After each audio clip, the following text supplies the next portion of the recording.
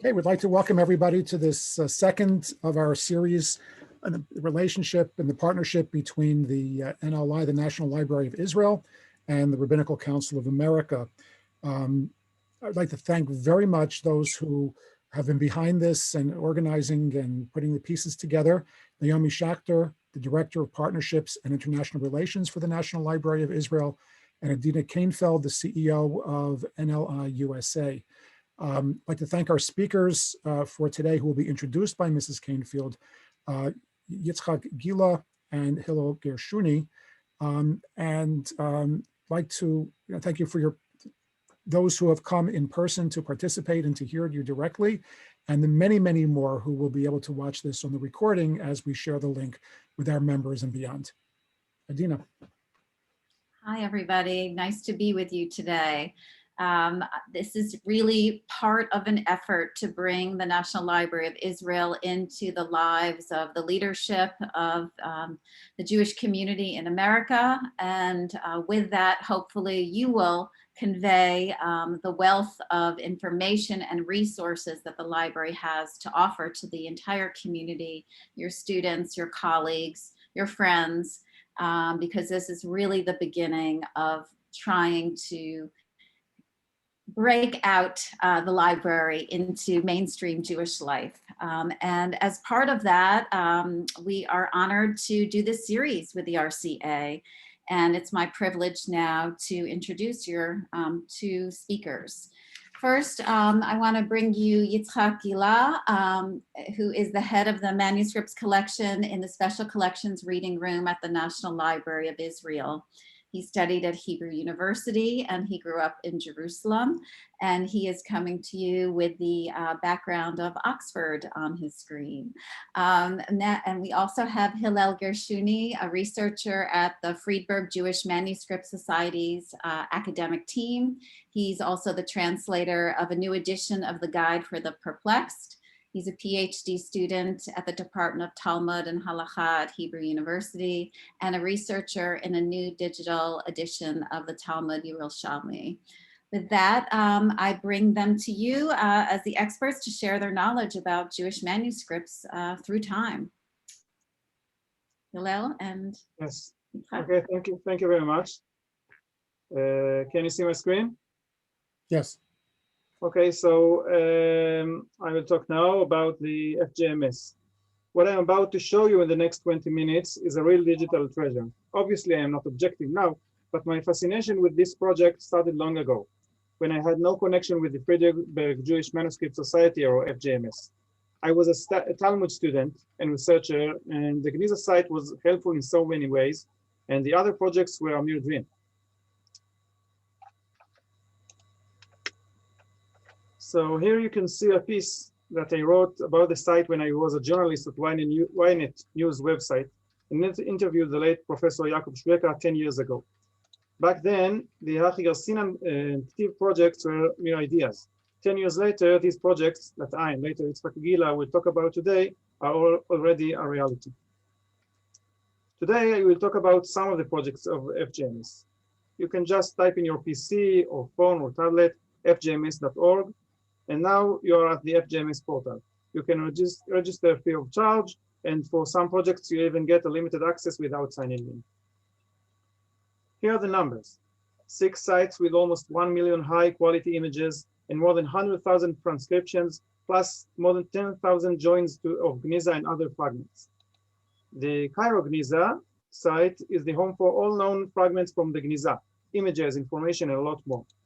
In the Hachi Garcinan site, you will find most of the manuscripts and first prints of the Bavli, both in images and text. Using the site, you can compare the different versions very easily and use it for your research, for your shiurim, daf yomi, or your personal limud Torah. Yad HaRambam is quite similar to Hachi Garcinan, except that it is dedicated to Mishneh Torah. You can find their early prints, Geniza fragments, and exact editions, and also a lot of parshanim on every halacha. And lastly, Mahadura lets every user to use the tools that we used to create the Bavli and Rambam site to any other text. 2 projects that I will not talk about are the Nahum collection, Yemenite manuscripts from the collection of Yehuda Levi Nahum, and the Judeo-Arabic site that contains every major book that was written in Judeo-Arabic, including Rasa, Grihal, and Rambam's writings, and a lot more. You can find there also some editions with Hebrew translation, so you might want to check it out if you don't understand Arabic. So let's dive in the project, starting with the Gniza project. As you probably know, the Cairo Gniza was discovered in the late 19th century, and it's a treasure for every field of Jewish studies. Scholars found there the original Hebrew version of Ben Sira, lots of unknown piyutim, ancient sidurim, responsive Geonim and Rishonim, important versions of Chazal compositions, including the Mishnah, Talmudim, and Midrashim, and a lot more. The Gniza fragments are located in libraries and collections around the world: Cambridge, Oxford, London, New York, Paris, and many more. The Gniza project makes it possible for you to find it and search all these fragments, more than 300,000, in one place. Let's see some statistics. I click on general information and then on site statistics, and here are the statistics. 72 collections, 60 of them digitized, more than 250,000 shelf marks and 300,000 fragments, 700,000 images, and a lot more. We often find one leaf torn in several fragments that are now found in different collections around the world. The Gniza project allows you to find them all in one place. And you can even use the puzzle function to join them together. Many of the joins have already been done by the FGMS team and by users who upload their work to the site. The advanced user can also use sophisticated algorithms in the site to find similar possible joins to a fragment they already know about. But back to the basics. You can use the Gniza project to find a specific fragment that you know its signature from an article or a catalog, or search for cataloged content by name, author, domain, and more. Let's take an example of how to use the site. I click on selected domain. Then I click on apocryphal literature. I choose Mishle Ben Sira, I talked about before, choose say chapter 3, and click on view. Now I can choose some or all of the fragments and show catalog records, images, and more. I select all of them and click on images.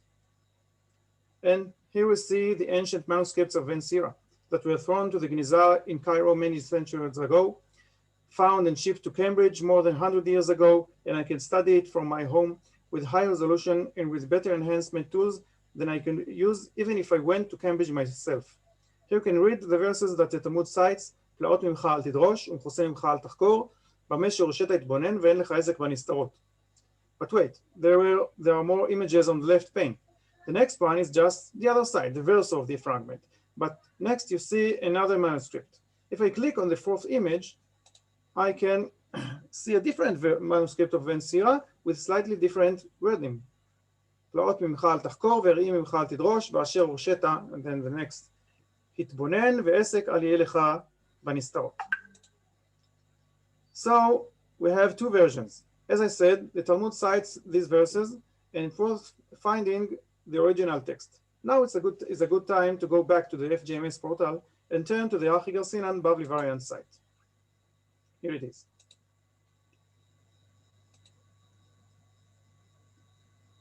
This website realizes the dreams of generations, or more accurately, realizes what generations of Talmud learners and scholars had never dared to dream. High-quality images of most extant manuscripts and first prints of the Talmud, with the text copied and with high precision, and that can be arranged in a table when you can easily compare them and search through them, all this for free and from anywhere. Before the digital era, we couldn't even dream about it. But now, thanks to the general support and vision of Dr. Albert Friedberg and the leadership of the late Professor Yaakov Shweka, it's a reality.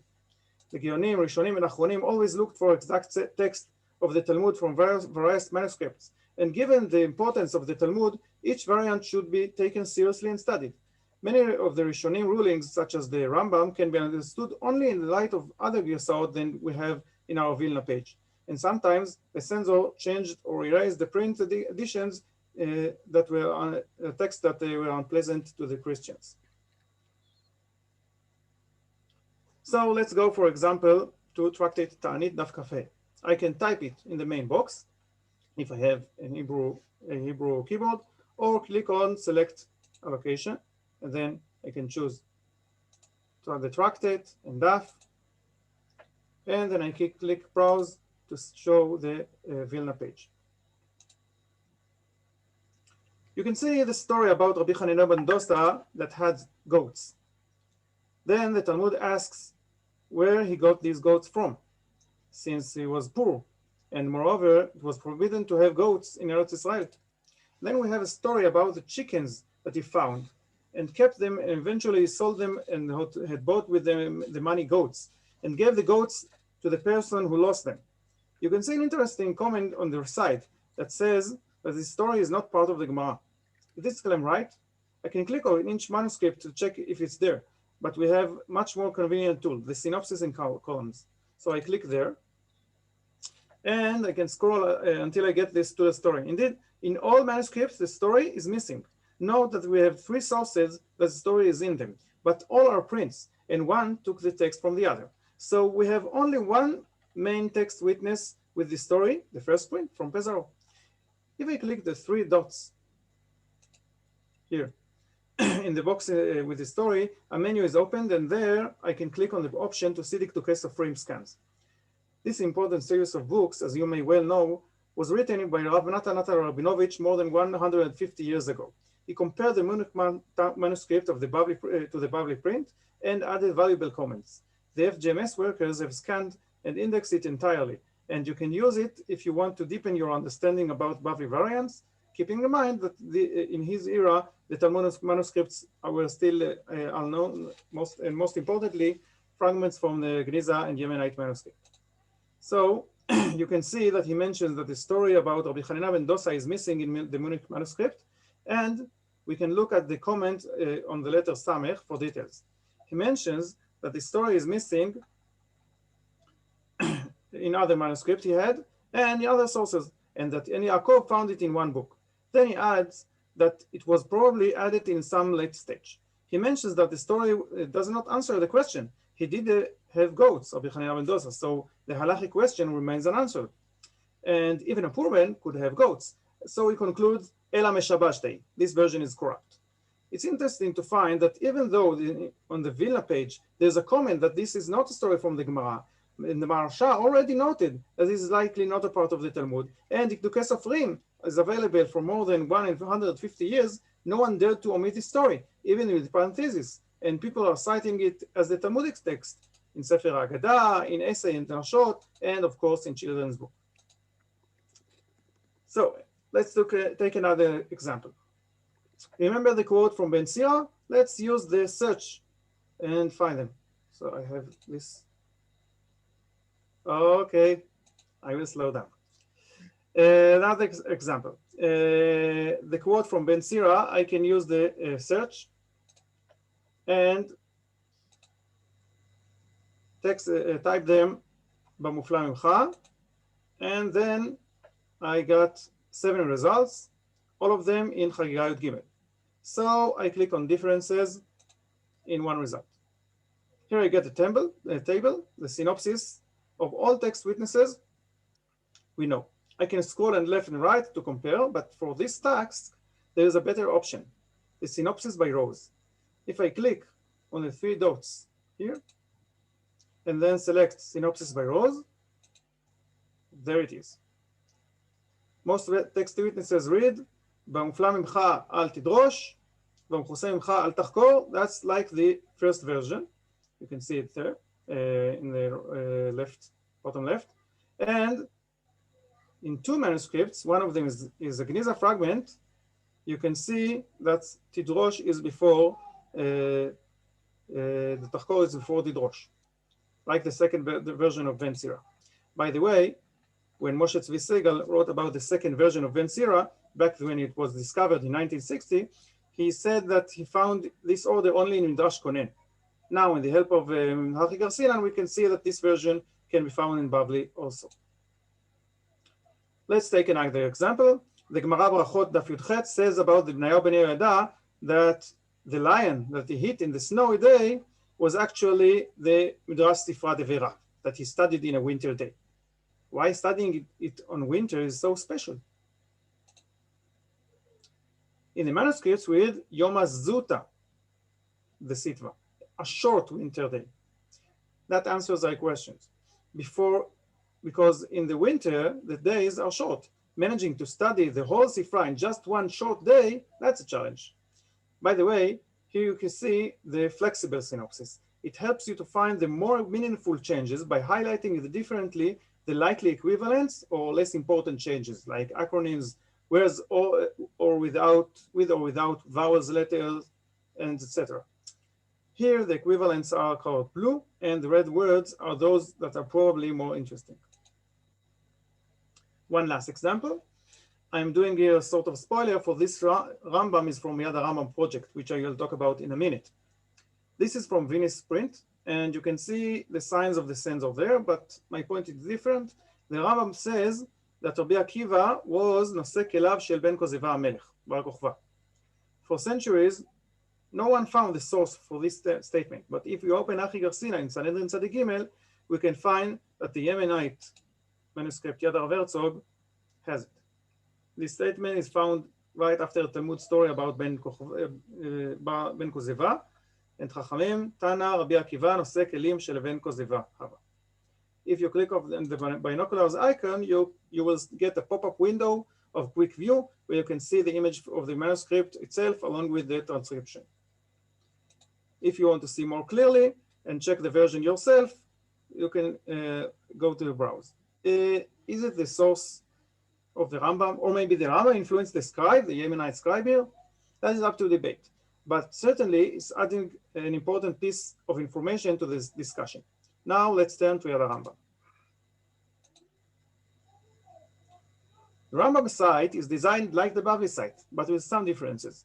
It has some early prints of Mishneh Torah and 4 new exact editions, as well as Geniza fragments. It has also many Rambam commentaries, a very useful site for anyone who wants to quote the Rambam or discuss it.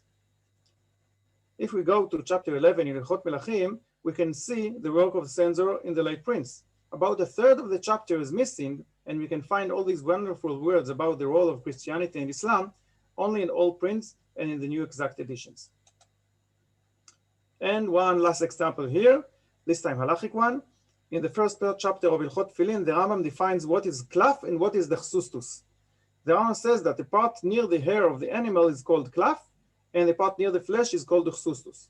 But in the manuscripts, you can find the exact opposite. This affects our everyday halacha, to the point that our tefillin could be kosherot or psulot, depends on the girsa. It's interesting to notice that on the Geniza fragment has the girsa like other manuscripts, but there is a hagaha here that changes the klaf to the chsustus. And here, if you want, you can click on the commentaries and check what the commentators has to say about it.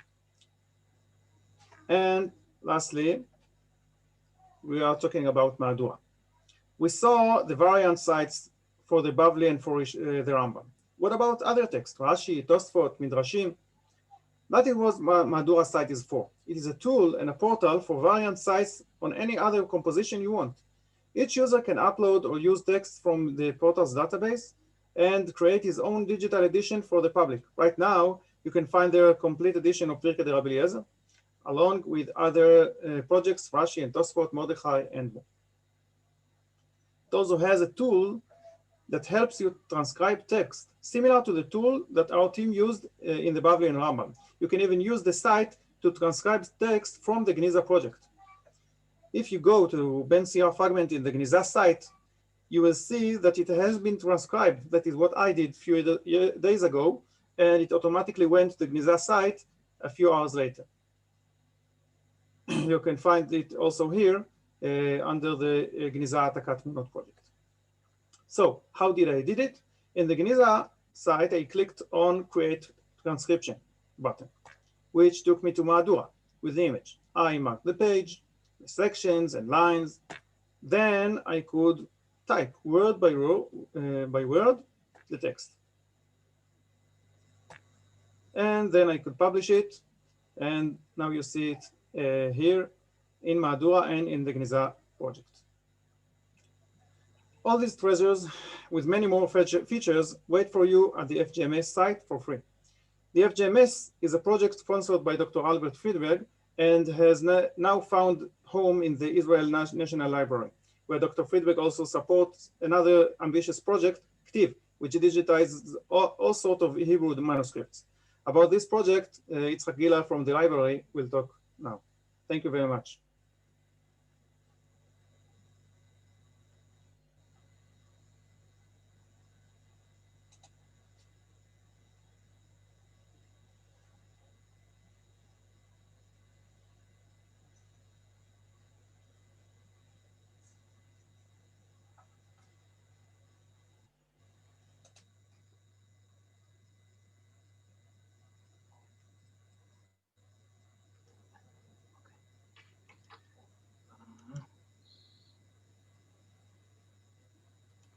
Okay, hello.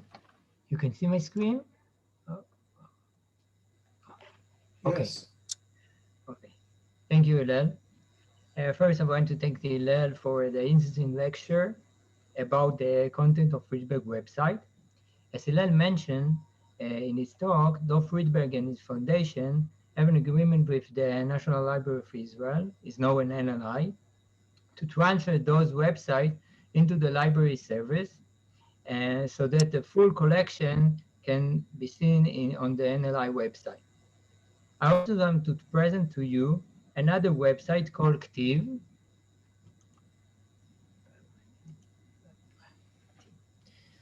A result of 6 years of collaboration between the Friedberg Foundation, Ministry of Jerusalem and Heritage, and the library.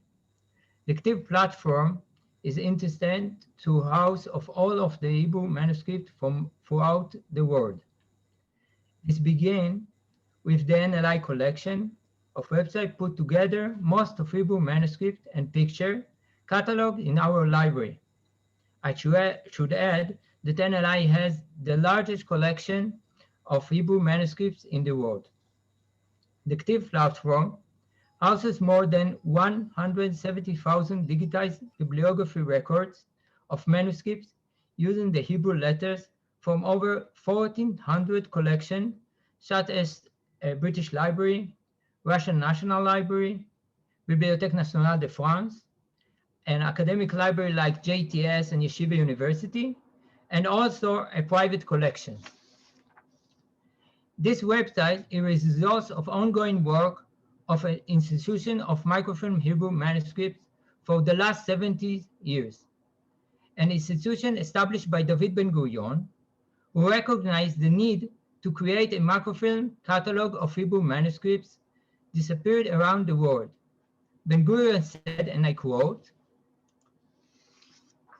לפני הכל, מוטלת עלינו החובה הדחופה של גאולת הספרות העברית. ישנם אלפי כתבי יד בספריות שונות, והם מונחים כאבן שאין לה הופכין. רבים מהם הלכו לאיבוד מצוק העיתים ומחמת המציק. מדינת ישראל, שומה עליה לאסוף ולכנס נידחים אלה. איני רואה אפשרות להשיג ולרכז בישראל כתבי היד המקוריים, אבל צילומם אינם נופלים בערכם השימושי מכתבי היד עצמם, וזאת עלינו לעשות בהקדם, בלי דיחוי, בכל המרץ. To fulfill the mission, Ben-Gurion ordered Eliezer Kaplan, Ministry of Finance, to allocate more than 1 million lira to the new institution, and where the new born of Israel is very hard to do. This budget allowed the institution's first director, Professor Nehemia Aloni, to embark to several voyages to Europe libraries, in particular Italy, including the Vatican Library, and make copies of many collections. In 1963, the institution moved to the National Library of Israel under the name the Institution of Microfilm Hebrew Manuscripts, and continued to collect manuscript copies over the years. The NLI was the first of systematically catalog all the photocopies awaiting and to upload them into server. Nowadays, the NLI library has succeeded to collect microfilm copies of close of 95% of all the known Hebrew manuscripts worldwide. So after this historical review, after this quick historical review, I am back to our topic, Ktiv website. This website was specifically designed to enable to the users to search relevant material like manuscripts, Gniza fragments, like what you heard from Hillel, binding, that is a secondary use of binding of books or notary documents, like you see in the picture, and Ktubot. The advanced search option of this website enables users to search by shelf mark. It's the number of manuscript library number, colophon, like you can see here.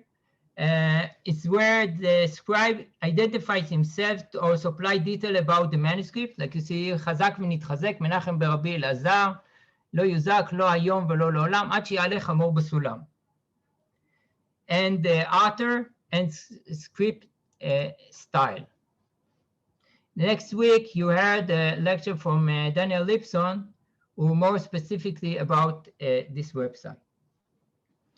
As I previously mentioned, the bibliography records that are part of Ktiv websites come from the collection of the Institution of Microfilm Hebrew Manuscript, alongside records obtained by word, apprenticeship, and original manuscript owned by the National Library.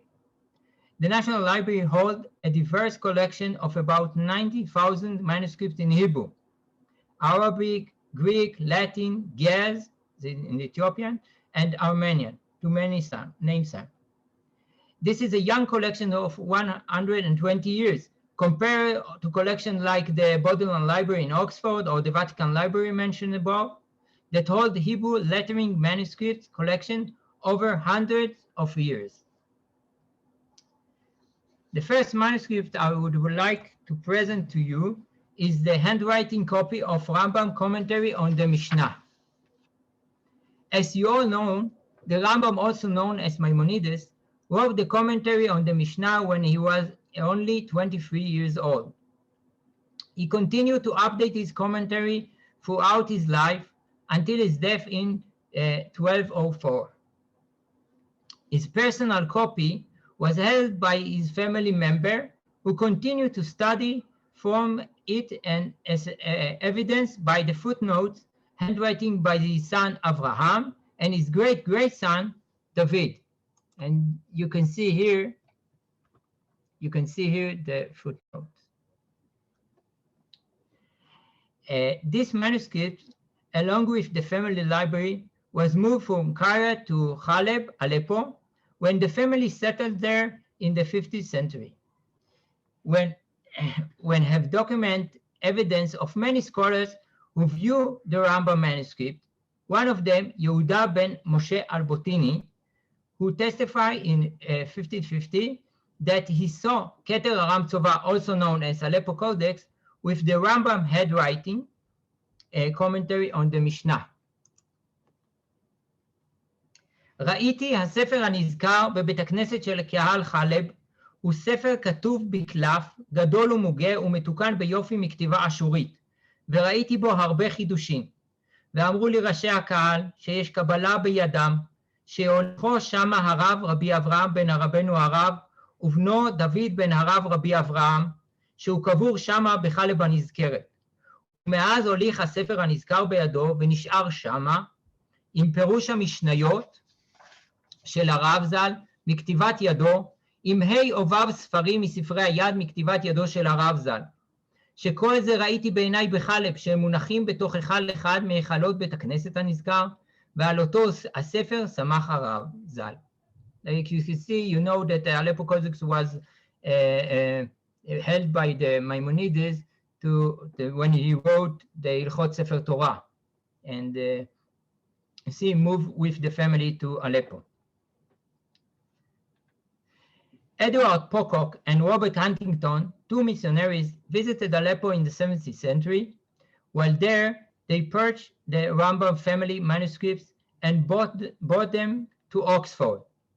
Today, these two collections, Pocock and Huntington, include the commentary volumes Seder Zra'im, Nezikim, and Kodashim. The two other orders, Nashim and Moed, were in position of David Suleiman Sasson, who was a bibliophile and a huge private collection in the start of the 20th century, and were purchased with the help of donation by the National Library. The second manuscript I would like to present is the Worms Machzor, an Ashkenazic calligraphic prayer book for special Shabbats and holidays and made for the cantors in the synagogue. This is two-volume Machzor that differ in origin and production time.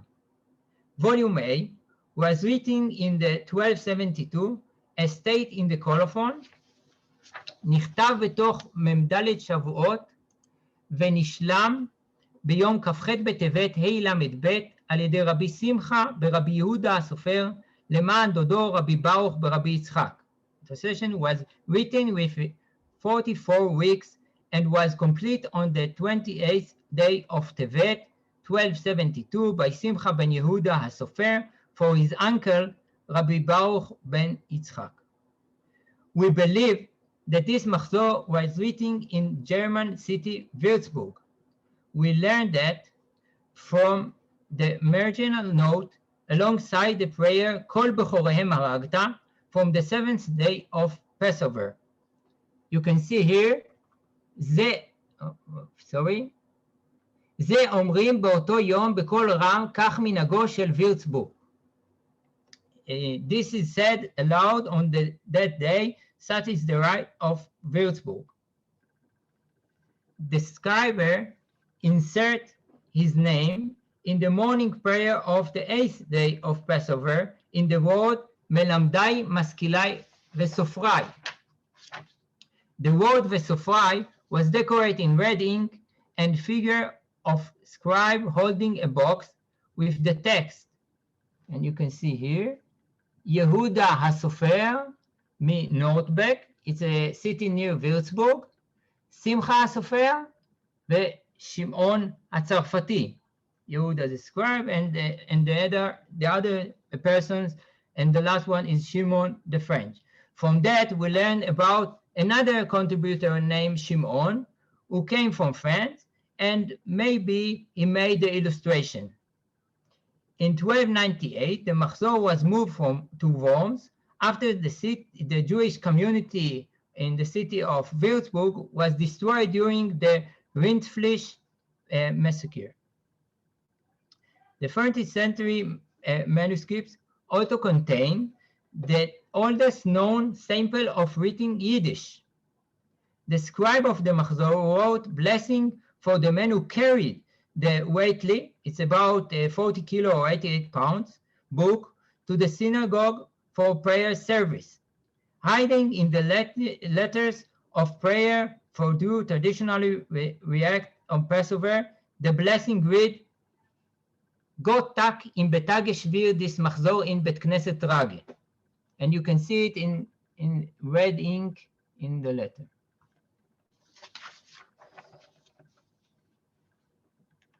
The second original volume was lost, and the congregation used a similar copy that was made around 1280. This is one of less decorated than the first one. And you have from Yom Kippur, Shushan Emek HaYuma, you have this flower. The Machzor was kept by the Jewish community in Worms until the destruction of the synagogue during the night of Kristallnacht. The Jewish archive was believed to be destroyed by many people, including Dr. Illard, the town archivist. In the summer of 1943, Dr. Illard was invited to palace in Darmstadt by the local Gestapo officer to help to identify forgotten manuscripts. There he recognized the Jewish archive and within it the Worms Machzor. At great personal risk, he began slowly and methodically removing items from the basement, transferring the archive to the tower of one of the city's cathedrals for safekeeping. A decision that also separated the documents from destruction when the Allied forces bombed the cities. In 1956, the government of Israel and Germany negotiated to return of the Jewish archive and the Vos Machzor to Israel, and in 1957, it was transferred to the National Library. Before I conclude this presentation, I would like to stress that the manuscript available for Ktiv can be very useful not only for academic research and etc., but also for simple day-to-day learning of Parashat Shavua and preparation of Divrei Torah and other things. And I would like to give you a few examples of simple but very interesting idea, voting, that you can find in this manuscript. Even if you take something simple and well-known as a Rashi commentary on the Bible. There are 4 important manuscripts describing the Rashi commentary. And you can see the name Leipzig. It's now held by the Leipzig University Bibliothek, Volume 1, Wien, Österreich, National Bibliothek Codex Hebraica 220, Paris Bibliothèque Nationale Hebrew 155, and in Parma in Bibliothèque Palatina number 3204. This is Leipzig manuscript. Inscribing by Machir ben Karshivya, who was a Talmid of Rabbi Simcha, who was Talmid of Rashi. This is 3 generations from Rashi. We can see an addition made by Rabbi Simcha in the original text. You can see here in the middle is Parasha, is the Torah, and around this is Rashi, Onkelos and Rashi. In Parashat Vayeshev, Ne'emar Vayeshev Yaakov, the commentary attribute to Rashi is, and I wrote for him, you can see with me, ביקש יעקב לשב שלווה, קפץ עליו רוגזו של יוסף. צדיקים מבקשים לשב שלווה, אמר הקדוש ברוך הוא, לא דיין שמתוקן להן לעולם הבא, אלא שמבקשים לשב שלווה בעולם הזה. And you can see here, תוספת רבנו שמעיה. And a closer look at the manuscript revealed that this is actually a commentary made by Rabbi Shmaya and not by Rashi. This is mean the Tosefet Rabbeinu Shmaya. Another example in the manuscript, you can also see an example of censorship that caused a change in the meaning of the Perush. In Parashat Beshalach, we read, כי יד על כסייה, ידו של הקדוש ברוך הוא רומה להישבע בכיסאו, להיות לו מלחמה ואיבה בעמלק עולמית. ומהו כס ולא כיסא, ולא נאמר כיסא, ואף השם נחלק לחציו, the meaning יה, נשבע הקדוש ברוך הוא שאין שמו שלם ואין כיסאו שלם, עד שימחה שמו של עמלק כולו, וכשימחה שמו, יהיה השם שלם והכיסא שלם. And you can see here, in the manuscript, that the word Rashi used is not Amalek, but Esav. This change, which assume in censorship, changed the meaning of the Perush Rashi. Rashi in this Perush meant to say that HaKadosh Baruch Hu's throne will not be complete until the end of Esav, meaning Christianity. Obviously, Amalek is not Christianity, and so we can see the meaning change. And the last one, I want to see another interesting example. In the result of change in Rashi original Perush interpretation appears in Tehillim 21. In Tehillim 21, as you can see here, this is a manuscript from Wien. ישמח בעוזך מלך. And Rashi wrote, רבותינו פטרו על מלך המשיח, ונכון הדבר לפוטרו עוד על דוד עצמו, לתשובת אחרים שדרשו בו שאחר שלקח את בת שבע אמר מזמור זה. But you can see here in the manuscript that he wrote something else, but that in brain, you can see that the word haminim has been replaced by the word acherim. Here, לתשובת haminim. What Rashi said was that this chapter in Tehillim is not about Melech HaMashiach, but rather about David HaMelech. Rashi explained that is Biglal Haminim, meaning that he doesn't want people to get confused and think that the chapter is about Jesus, who is Melech HaMashiach, according to Christianity. But in later print, they changed the word Haminim to Acherim in order to make that comment about Christianity less obvious. So you are very welcome to use our website. We will be happy to communicate with you, answer questions, and help you to find what you are looking for. I invite you to enjoy the treasure of the National Library of Israel. Thank you.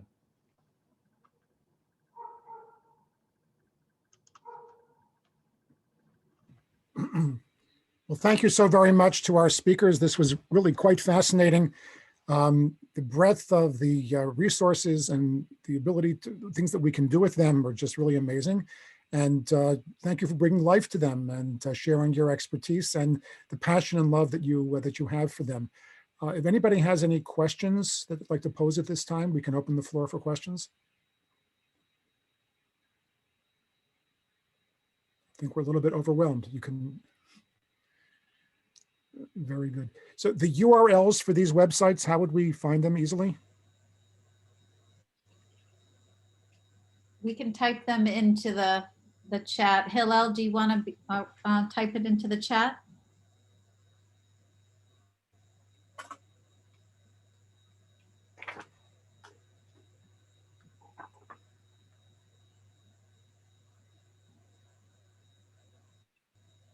Okay.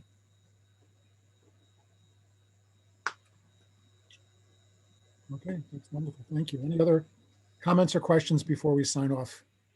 I just wanted to invite everybody to scroll up to the top of the chat where there's a link to an April 22nd event that is scholarly from another angle, taking you from ancient times to contemporary documents and agreements and